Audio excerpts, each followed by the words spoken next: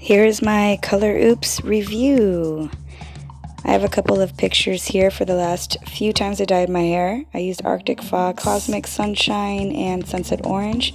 Here it is once I put more of the orange. And please excuse my finger here. I also used this Ion Brilliance. It was a demi black and a red burgundy type of fade. Here's what I'm starting with, and I'm using the regular strength Color Oops.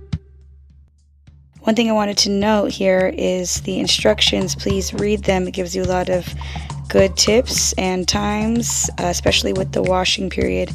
And right here is the recoloring advice, which you really need to read. It tells you that it's not going to work well on blue or green and purple colors. Something else that's really important to know is that it's not going to return your color to its natural state. Everybody's hair is different. This depends on how many times you've bleached it. It also depends on how many layers of permanent dye. Is it demi, semi?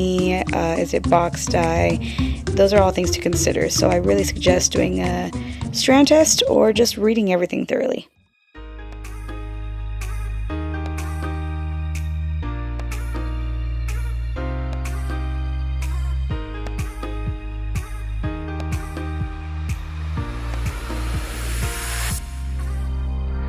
Included in the kit are 2 plastic gloves and a cap. The gloves I just tossed aside, as you can see, but I did save them for later if I need them in the future. I have these black gloves from Sally's. They're like $3 and they're reusable.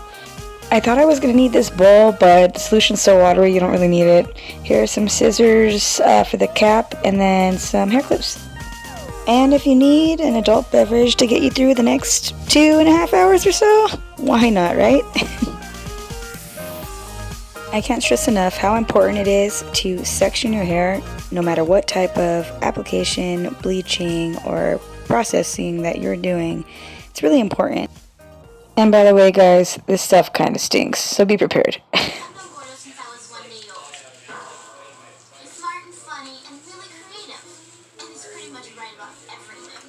Here, in this case, color remover is not going to do anything to your regrowth because that's your natural hair color, so you don't have to worry about getting it on there.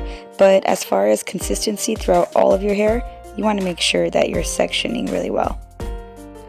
Also, try to work quickly because the longer you take to put this product in your hair, it loses its effectiveness. So try to be quick.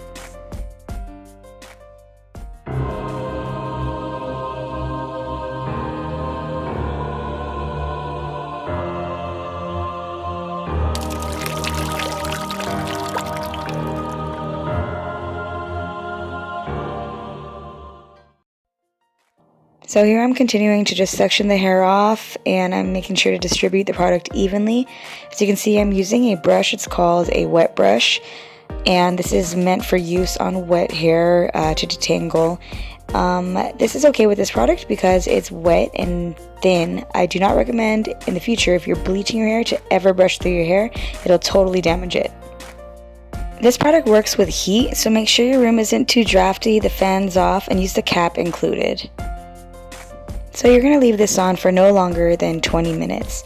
Please read the instructions here. Once again, it's very important. You're going to end up washing your hair about 5 times. This whole process is going to take about 30 minutes, and it's very important to make sure the product actually does what it's supposed to do. Alright, so here is my final results. It may not look too different from the earlier footage, but when you go back and look at it, it was much darker. I had some black and burgundy deep red tones there.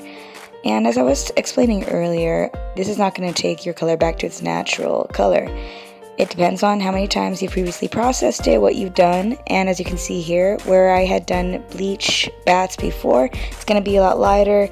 Where the deeper reds are, still stayed kind of reddish pinkish, but I'm happy with how it came out. I'm going to dye over it a brown kind of coppery color, so it's light enough for me. My hair feels really healthy, and I'm really pleased. Thanks for watching my review, and please leave a like and or subscribe. I'm going to try to get some more content up now that we're in quarantine. I have a lot of time on my hands, so some new stuff's coming, and stay safe out there, everybody. Have a good one. Ciao.